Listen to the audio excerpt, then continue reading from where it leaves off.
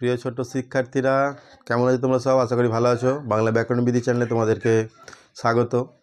তোমাদের ছোটদের জন্য বিশেষ করে প্রথম পর্যায়ক্রমিক যে পরীক্ষা শুরু হবে এই মার্চ মাসে, তো তাদের কথা মাথায় রেখে আমি এই ছোটদের জন্য প্রাইমারি স্কুলের যে ক্লাস 4-এর ভাষাপাঠ নিয়ে আজকে আলোচনা করব। এর আগের দিন ভাষাপাঠের দেখো, এই যে ভাষাপাঠ তোমাদের এই বইটা, তোমাদের সম্ভবত স্বরধ্বনি এবং ব্যঞ্জনধ্বনি এই দুটো অধ্যায় কিন্তু তোমাদের প্রথম সাবমেটিভে থাকবে, অর্থাৎ প্রথম পর্যায়ক্রমিক পরীক্ষাতে কিন্তু থাকবে। প্রথম দিন আমি স্বরসন্ধি নিয়ে আলোচনা করেছি, তারপরে স্বরধ্বনি নিয়ে আলোচনা করেছি। তোমরা ভিডিওগুলো দেখতে পারো, আমি অবশ্যই ডেসক্রিপশানে লিঙ্ক দিয়ে দেবো। আর আজকে ব্যঞ্জনধ্বনি নিয়ে আলোচনা করছি।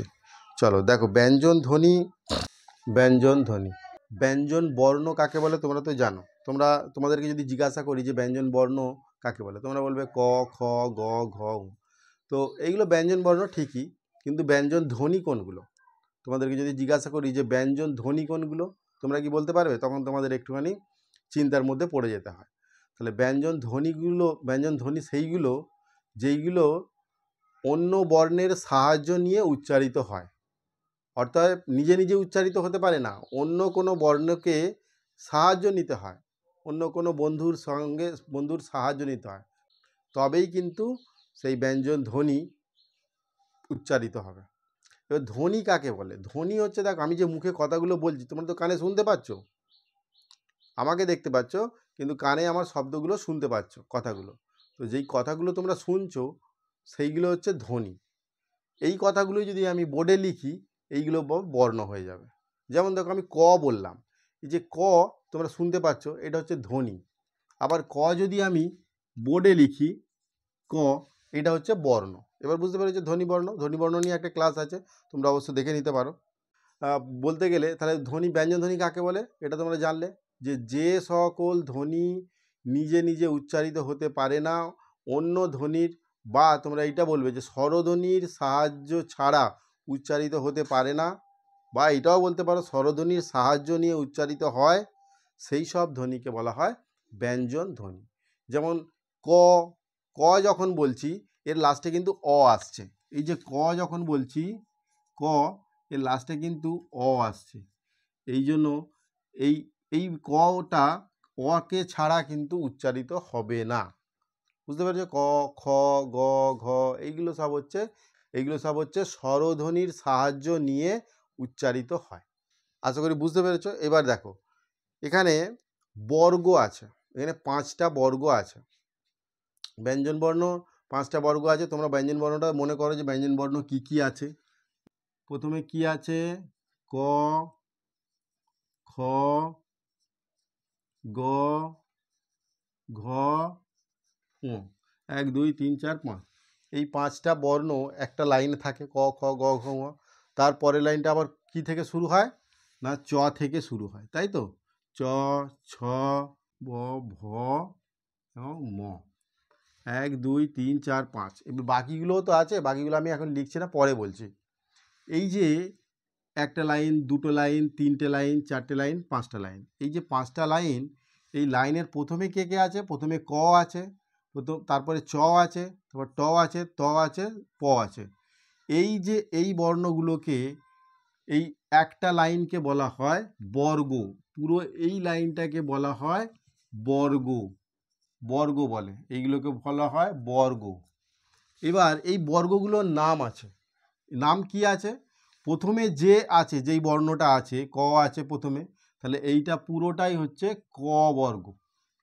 এখানে প্রথমে কি আছে? চ আছে, তাহলে এইটা পুরোটাই হচ্ছে চ বর্গ। অর্থাৎ এই ঠিক সেরকমভাবেই ট বর্গ, ত বর্গ, প বর্গ। তো প্রথমে যে থাকবে তার নাম অনুসারেই কিন্তু এই বর্গগুলোর নাম। বোঝা গেল? এবার দেখো উচ্চারণ, আমরা এই যে কথা বলছি, সেদিনে বাকযন্ত্র নিয়ে তোমাদের ছবি এঁকে আমি দেখিয়েছি, তোমরা সেই ভিডিওটা দেখতে পারো, স্বরধ্বনি যেটা নিয়ে আলোচনা করছিলাম। সেখানে সেই বাকযন্ত্রে আমাদের বিভিন্ন যে যন্ত্রপাতি আছে, কথা বলার যে যন্ত্রগুলো, এইগুলো বিভিন্ন জায়গায় বাধা হচ্ছে, কোথাও খোলা হচ্ছে। তো এই বাধাপ্রাপ্ত হচ্ছে আমাদের যে শ্বাস প্রশ্বাস, যেখানে বাধাপ্রাপ্ত হয়ে উচ্চারিত হচ্ছে যেই স্থানগুলোতে, সেই স্থান অনুসারে এই ব্যঞ্জন ধ্বনিগুলোর নাম আছে। কীরকম? দেখো, ক, খ, গ, ঘ, এইগুলো হচ্ছে কোথা থেকে এই আওয়াজটা বেরিয়ে আসছে? ক, খ, গ, মানে এইভাবে তোমরা উচ্চারণ করে দেখো এটা কোথা থেকে উচ্চারণটা আসছে না কণ্ঠ থেকে। মুখের ভেতর তোমরা বুঝতে পারবে যে কণ্ঠ থেকে এই আওয়াজটা বেরিয়ে আসছে। অতএব এইটাকে বলা হয় কণ্ঠ কণ্ঠধ্বনি। এইটাকে বলা হয় কণ্ঠধ্বনি। এই ক, খ, গ, ঘ, ঙ। এই ঙটার আবার একটা কিস্সা আছে, সেটা আমি পরে বলছি। তো মূলত তোমাদের চারটে ক, খ, গ, ঘ, এইগুলো হচ্ছে কণ্ঠ থেকে আওয়াজটা বেরিয়ে আসছে, সেই জন্য এই ধ্বনিগুলোকে বলা হয় কণ্ঠধ্বনি। ক্লিয়ার? এবার দেখো চ, ছ, বর্গীয় জ, ঝ। এই চটা কোথা থেকে উচ্চারিত হচ্ছে? দেখো জিভটা তালুর সঙ্গে স্পর্শ করছে, তালুর সাথে স্পর্শ করে এই বর্ণগুলো কিন্তু উচ্চারিত হচ্ছে। চ, ছ, বর্গীয় জ, ঝ। দেখো তালুর সঙ্গে কিন্তু জিভটা স্পর্শ করে উচ্চারণ হচ্ছে, সেই জন্য তালুর সঙ্গে যেহেতু জিভটা স্পর্শ করছে, তাহলে এই বর্ণগুলোকে কি বলে না তালব্য ধ্বনি। এটা এই বর্ণগুলোকে বলা হচ্ছে তালব্য ধ্বনি। এবার বুঝতে পারছো? এবার দেখো ট, ঠ, ড, ঢ, মূর্ধন্য। ট, ঠ, ড, ঢ, মূর্ধন্য। তালুর যে পরের অংশটা সেটাকে বলা হচ্ছে মূর্ধা। তালু যে আমাদের গোল রাউন্ড করে যে আছে উপরের দিকটা, সেই তালুর সামনের দিকটা হলো মূর্ধা। ওইখানে টাচ করে বা স্পর্শ করে এই ধ্বনিগুলো উচ্চারিত হচ্ছে, তোমরা উচ্চারণ করে দেখতে পারো। যেহেতু মূর্ধার সঙ্গে টাচ করে এই ধ্বনিগুলো উচ্চারিত হচ্ছে, তাহলে এইগুলোকে বলা হচ্ছে মূর্ধন্য ধ্বনি। কি হবে? মূর্ধন্য। আচ্ছা, ত, থ, দ, ধ, দন্তেন্য। দেখো এই যে তটা কোথায় উচ্চারণ হচ্ছে? তটা হচ্ছে দাঁতের সঙ্গে, দেখো জিভটা তোমাদের স্পর্শ করছে, দাঁতের সঙ্গে জিভটা স্পর্শ করে উচ্চারণ হচ্ছে, সেই জন্য এই বর্ণগুলোকে বলা হচ্ছে দন্ত বর্ণ। অনেকে আবার দন্তমূলীয় বর্ণ বলে, দন্ত ধ্বনি। এগুলো হচ্ছে দন্ত ধ্বনি। আর প, ফ, ব, ভ, ম, এই ধ্বনিগুলো তোমরা এবার নিজে নিজে বুঝতে পারবে যে এই ধ্বনিগুলো কোথায় স্পর্শ করে উচ্চারণ হচ্ছে। এইগুলো সম্পূর্ণ ঠোঁটের কাজ। আমাদের যে ঠোঁট আছে, সেই ঠোঁটে দুটো ঠোঁট একসাথে জুড়ে গিয়ে উচ্চারণ। যখন প বলছে দুটো ঠোঁট কিন্তু জুড়ে যাচ্ছে, প। তাহলে এবার বুঝতে পারছো এই বর্গটার নাম কি হবে? তাহলে ওষ্ঠ ধ্বনি। এবার বুঝতে পেরেছ এই যে বর্গ 1, 2, 3, 4, 5টা বর্গ আছে, তাহলে 5টা কিন্তু উচ্চারণের স্থান আলাদা আছে। যেহেতু উচ্চারণের স্থান আলাদা আলাদা, সেই জন্য এই বর্গগুলোকে একটা নাম দেওয়া হয়েছে, যেমন কণ্ঠবর্ণ, কণ্ঠধ্বনি, তালব্যধ্বনি, মূর্ধন্যধ্বনি, দন্তধ্বনি আর ওষ্ঠধ্বনি। এইবার দেখো এখানে এই যে ঙ, ইয়, ন, ন আর এই যে ম, এইগুলো উচ্চারণের সময় আমাদের যে নাসিক্য গহ্বর আছে, সেই নাকের মধ্য দিয়ে কিছুটা বাতাস বেরিয়ে আসছে এই ধ্বনিগুলো উচ্চারণ করার সময়। নাকের মধ্য দিয়ে বাতাসটা খানিকটা বেরিয়ে আসছে, সেই জন্য এইগুলোকে বলা হয় নাসিক্য ধ্বনি। কি বলে? নাসিক্য ধ্বনি বলে এইগুলোকে। এই পর্যন্ত বুঝতে পেরেছ? এই যে ক থেকে ম পর্যন্ত এই সমস্ত বর্ণগুলোকে একসাথে বলা হয় স্পর্শধ্বনি। পুরো বর্ণগুলোকে বলা হয় স্পর্শধ্বনি। কেন না এইগুলো বিভিন্ন জায়গায় আমাদের বাকযন্ত্র বিভিন্ন জায়গায় জিহ্বা স্পর্শ করে উচ্চারিত হচ্ছে বলে এইগুলোকে বলা হয় স্পর্শধ্বনি। এইবার তোমরা বলবে তাহলে বাকিগুলো কি কোথাও ঠেকে বা কোথাও স্পর্শ করে উচ্চারণ হচ্ছে না? এরপরে কি আছে? প, ফ, ব, ভ, ম, অন্তস্থ জ, র, ল, ব, তালবস্যা, পেট কাটা মধ্যে দন্তেশ, হ, ডয়শূন্য, ঢয়শূন্য, এইগুলো কি কোথাও টাচ হচ্ছে না বা স্পর্শ হচ্ছে না? হ্যাঁ, এইগুলো স্পর্শ হচ্ছে, কিন্তু এর একটা ভাগ আছে, এর একটা আলাদা একটা বৈশিষ্ট্য আছে, সেই জন্য এইগুলোকে এখানে লেখা হয়নি। তাহলে এইটা তোমরা নিশ্চয়ই এই টেবিলটা বুঝতে পেরেছো। এবারে দেখো এই টেবিলের মধ্যেই আর একটা জিনিস আমি তোমাদেরকে বলে দিই, আমি পরের বর্ণগুলো পরে আমি আলোচনা করব। দেখো এই ধ্বনিগুলোর আবার বিভিন্ন ভ্যারাইটিস আছে, এগুলো তো উচ্চারণের স্থান অনুযায়ী নামটা হলো, কিন্তু এই ধ্বনিগুলো কী প্রকার? বা কীরকমভাবে উচ্চারিত হচ্ছে তার রীতি অনুযায়ী আবার একটু নাম আছে। যেমন দেখো, এই বর্গের প্রথম ক আর গ, এই যে ক আর গ, এইগুলো ক গ এইগুলো উচ্চারণ করতে আমাদের শ্বাসবায়ু খুব অল্প পরিমাণে খরচা হয়, প্রথম আর তৃতীয় বর্ণটা। তো এই যে অল্প করে যেহেতু শ্বাসবায়ু খরচা হয়, সেই জন্যকে এই দুটো বর্ণকে বলা হয়, বর্গের প্রথম আর এই তৃতীয় এই বর্ণ দুটোকে বলা হয়, কি বলা হয়? অল্প প্রাণ। তোমাদের বইয়ে আছে অবশ্য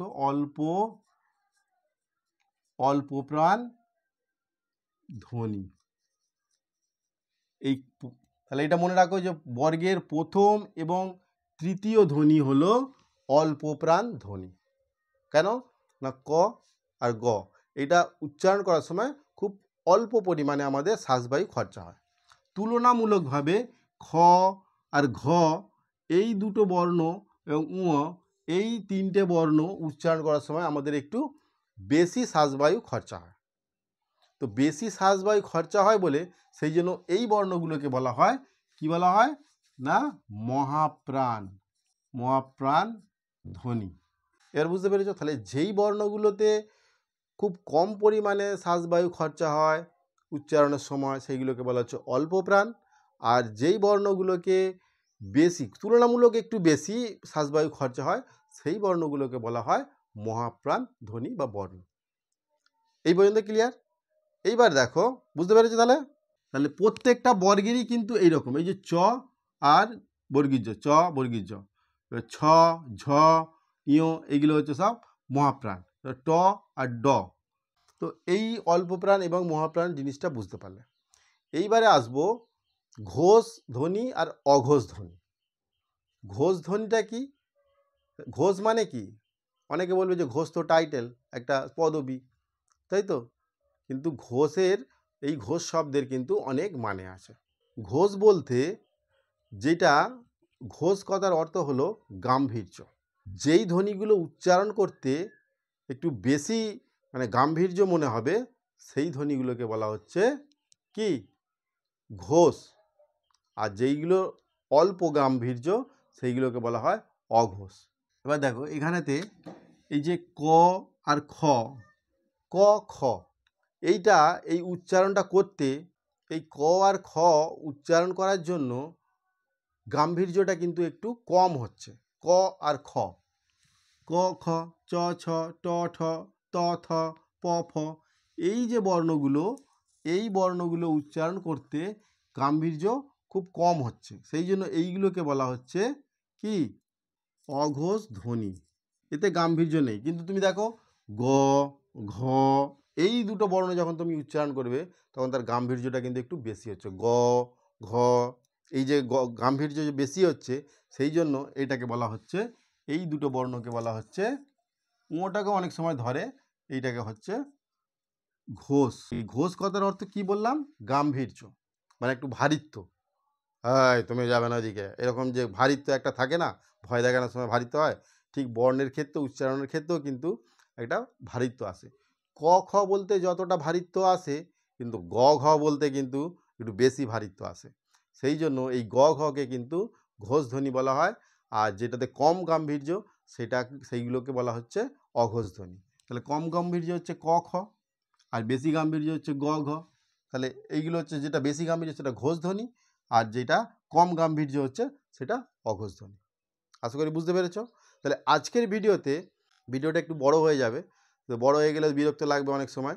তো সেই জন্য এর পরের পার্টে পরের যে বর্ণগুলো আছে, সেই বর্ণগুলো নিয়ে আলোচনা করব। আজকে মূলত তোমাদের পরীক্ষা বিষয়ক একদম ইম্পর্টেন্ট, আজকের যে ভিডিওটা, আজ ইম্পর্টেন্ট বিষয়গুলো নিয়ে তোমাদের সঙ্গে কিন্তু আলোচনা করেছি, যেইগুলো হচ্ছে, এইগুলো কিন্তু পরীক্ষায় খুবই ইম্পর্টেন্ট, খুবই গুরুত্বপূর্ণ, এবং পরীক্ষায় আসার চান্স সব থেকে বেশি। তোমরা অবশ্যই বইটা পড়বে, এবং বইটা পড়ে যদি না বুঝতে পারো, অবশ্যই ভিডিওটা দেখতে পারো, এবং ভিডিওটা দেখে তোমরা বোঝার চেষ্টা করবে। যদি কোনো সমস্যা হয়, অবশ্যই আমাকে কমেন্টে জানিও যে এই জায়গাটা বুঝতে অসুবিধা হচ্ছে বা আমি বুঝতে পারছি না, একটু শুধু কমেন্ট করে দিলে পারে, কিন্তু আমি সঙ্গে সঙ্গে কিন্তু কমেন্টের উত্তরটা দিই। তো আশা করি, আর যদি ভালো লাগে ভিডিওটা, তাহলে অবশ্যই লাইক করে দেবে।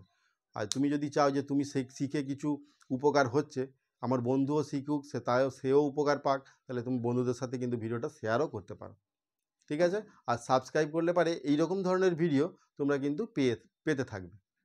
চলো আজকের ভিডিও তাহলে এখানে শেষ করি। থ্যাংক ইউ, ভালো থেকো সবাই।